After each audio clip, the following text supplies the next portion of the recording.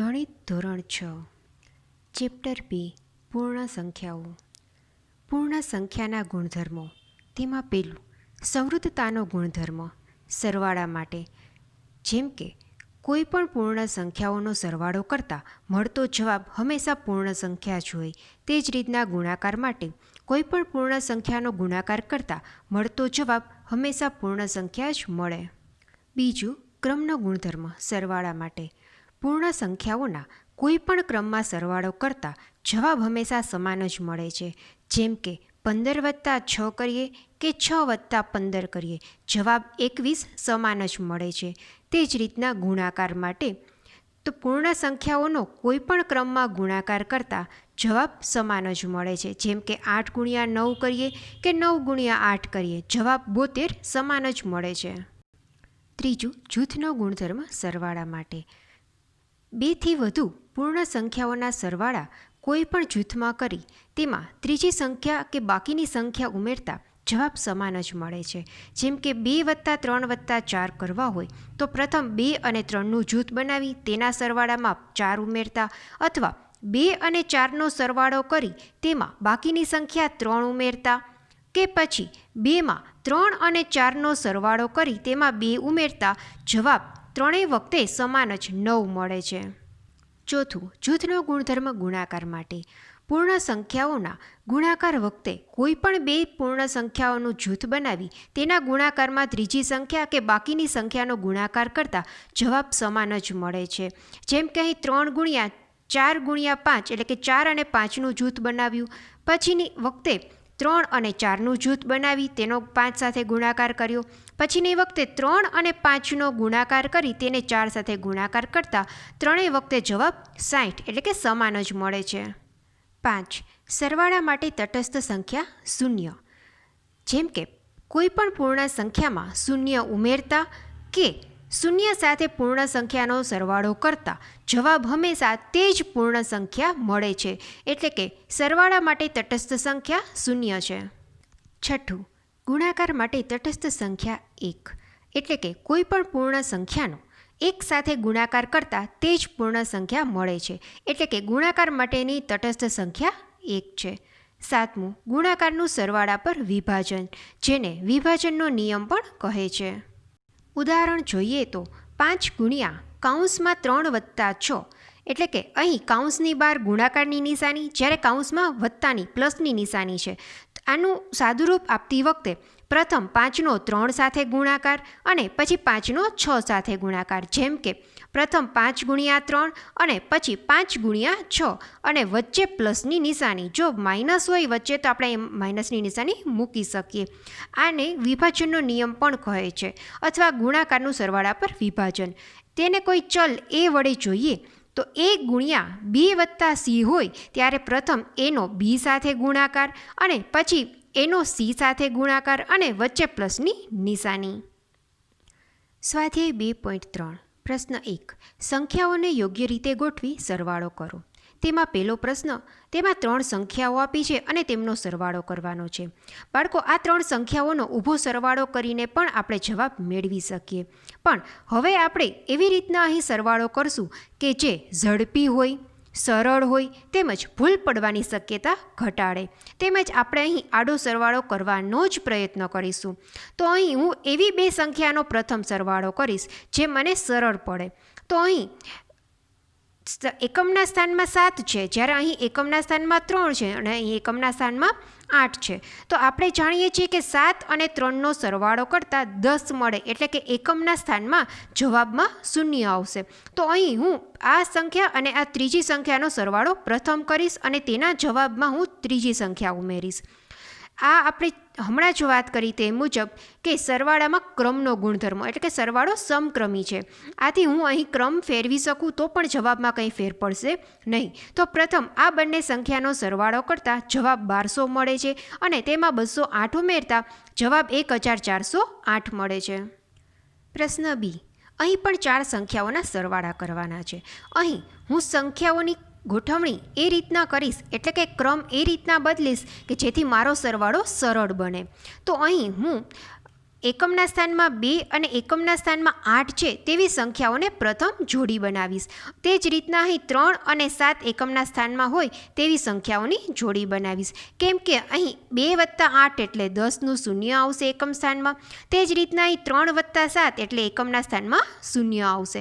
તો અહીં આ બંને સંખ્યાઓની જોડી બનાવી તેનો સરવાળો કરતાં 3500 એટલે કે 3500 મળે. જ્યારે આ બંને સંખ્યાનો સરવાળો કરતાં 1100 એટલે કે 1100 મળે. અને આ બંનેનો સરવાળો કરતાં જવાબ 4600 મળે. આ રીતના સંખ્યાઓનો યોગ્ય ક્રમ બદલી સરવાળો કરતાં સરવાળામાં ઝડપ, સરળતા તેમજ ભૂલ પડવાની શક્યતા ઘટાડી શકાય છે. પ્રશ્ન 2. સંખ્યાઓને યોગ્ય રીતે ગોઠવી ગુણાકાર શોધો. તેમાં પ્રશ્ન એ 2 × 1768 × 50. બાળકો, અહીં પણ હું ગુણાકારનો ક્રમ એવી રીતના બદલીશ, સંખ્યાઓનો ક્રમ એવી રીતના બદલીશ કે જેથી મને ગુણાકાર સરળ, ઝડપથી તેમજ ભૂલ પડવાની શક્યતા ઘટે. આ માટે હું એવી 2 સંખ્યાઓની જોડી બનાવીશ કે જેથી એકમના સ્થાનમાં શૂન્ય આવે, જે મને ગુણાકારમાં સરળતા પડશે. તો અહીં 2 × 50 આપણે જાણીએ છીએ કે 100 થાય. આથી હું 2 અને 50ની જોડી બનાવી તેના જવાબમાં ત્રીજી સંખ્યાનો ગુણાકાર કરતાં જવાબ મળશે 1,76,800. તે જ રીતના પ્રશ્ન બી 4 × 166 × 25. તો આપણે જાણીએ છીએ કે 4 × 25 એટલે 100 થાય. આથી હું 4 ને 25ની જોડી બનાવી તેના ગુણાકારમાં ત્રીજી સંખ્યાનો ગુણાકાર કરતાં જવાબ મળશે 16,600. તે જ રીતના પ્રશ્ન સી. અહીં 8 × 125 એટલે 1000 થાય. બાળકો, આ ગુણાકાર ખાસ યાદ રાખો. 8 × 125 એટલે 1000 તે 6ઠા અને 7મા ધોરણમાં ખૂબ ઉપયોગમાં આવશે. આથી આ ગુણાકાર ખાસ યાદ રાખવો. અહીં 8 અને 125ની જોડી બનાવી તેના ગુણાકારમાં ત્રીજી સંખ્યાનો ગુણાકાર કરતાં જવાબ મળશે 2,91,000. તે જ રીતના પ્રશ્ન ડી. અહીં પણ હું પ્રથમ 625 × 16 કરીશ. બાળકો, આ મૌખિક રીતના ગુણાકારમાં ખબર નહીં પડે. આથી હું એવી 2 સંખ્યાઓનો ગુણાકાર કરીશ જેનો એકમના સ્થાનમાં રહેલા અંકોનો ગુણાકાર કરતાં એકમમાં 0 મળે. જેમ કે 5 અને 9નો ગુણાકાર કરતાં 45 થાય. 5 × 9 = 45. જેના એકમના સ્થાનમાં 5 છે એટલે આ યોગ્ય નથી. આથી હું 5 અને 6નો ગુણાકાર કરું તો 5 × 6 = 30. જેમાં એકમના સ્થાનમાં શૂન્ય આવતો હોવાથી હું 625 અને 16ની જોડી બનાવીશ અને તેના જવાબમાં 279 ગુણાકાર કરીશ. આથી મને જવાબ મળશે 27,90,000. પ્રશ્ન ઈ. અહીં પણ બાળકો હું એવી 2 સંખ્યાઓની જોડી બનાવીશ જેથી એકમના સ્થાનમાં શૂન્ય આવે. તો અહીં 5 × 5 એટલે 25. તો એકમના સ્થાનમાં 5 આવ્યો. આથી આ યોગ્ય નથી. તો હું 5 અને 60નો ગુણાકાર કરીશ. તો 5 × 6 = 30. તો 30 અને પછીનું એક શૂન્ય એટલે 300. તો 300નો 285 સાથે ગુણાકાર કરતાં જવાબ મળે 85,500. અહીં 4 સંખ્યાઓનો ગુણાકાર આપેલ છે. તો અહીં હું પ્રથમ 125 × 4 એટલે 500 થાય તે આપણે જાણીએ છીએ. તો અહીં 125 × 40 એટલે 5000 જવાબ મળશે. તેમજ અહીં 25 × 8ની જોડી બનાવી ગુણાકારનો જવાબ 200 મળશે. અને આ બંને સંખ્યાનો ગુણાકાર કરતાં જવાબ મળશે 10 લાખ. બાળકો, આ રીતના ગુણાકારમાં યોગ્ય સંખ્યાઓના યોગ્ય ક્રમમાં ગોઠવી અને ગુણાકાર કરતાં જવાબમાં સરળતા, ઝડપ તેમજ ભૂલ પડવાની શક્યતા ઘટાડી શકાય છે. પ્રશ્ન 3. કિંમત શોધો. તેમાં પ્રશ્ન એ 297 × 17 + 297 × 3. બાળકો, અહીં આ બંને સંખ્યાની વચ્ચે ગુણાકારની નિશાની તેમજ આ બંને સંખ્યા વચ્ચે પણ ગુણાકારની નિશાની છે અને ગુણાકારથી જોડાયેલી આ બંને જોડીની વચ્ચે પ્લસની નિશાની છે. તેમજ આ બંને જોડીમાં જોઈ શકીએ કે અહીં 297 તેમજ અહીં પણ 297 છે. આથી આ ગોઠવણી વિભાજનના નિયમ મુજબ એટલે કે ગુણાકારનું સરવાળા પર વિભાજનના નિયમ મુજબ ગોઠવણી જોઈ શકાય છે. આથી આ નિયમ મુજબ સાદુરૂપ આપતા અહીં આ જોડીમાંથી 297 લઈએ તેમજ આ જોડીમાંથી પણ 297 લઈએ એટલે કે 297ને સામાન્ય લીધા, કોમન લીધા એમ પણ કહી શકાય.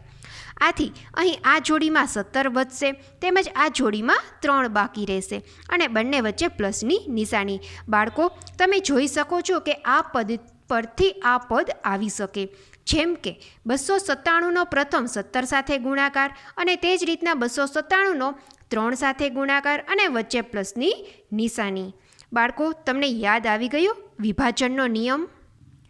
તો અહીં પ્રથમ 17 + 3 એટલે કે 20 અને 20નો પછી 297 સાથે ગુણાકાર કરતા જવાબ મળશે 5940. તે જ રીતના પ્રશ્ન બીમાં પણ 54279 × 92 વત્તા 8 × 54279. અહીં બંને પદમાં ગુણાકારની નિશાની છે તેમજ આ બંને જોડીઓ પ્લસની નિશાની વડે જોડાયેલ છે. આથી વિભાજનના નિયમ મુજબ આપણે સાદુરૂપ આપી શકીએ. અહીં બંને જૂથમાં 54279 હોવાથી બંને જૂથમાંથી હું 54279 સામાન્ય લઉં છું, કોમન લઉં છું. આથી હું એક વખત 54279 લખીશ, પછી ગુણાકારની નિશાની. હવે આ જોડીમાંથી 92 બાકી રહે છે તો આથી 92 અને આ જોડીમાં 8 બાકી રહે છે એટલે 8 અને વચ્ચે પ્લસની નિશાની. હવે 92 + 8 કરતાં 100 મળે તો આ 100નો 54279 સાથે ગુણાકાર કરતાં 54,27,900 જવાબ મળે.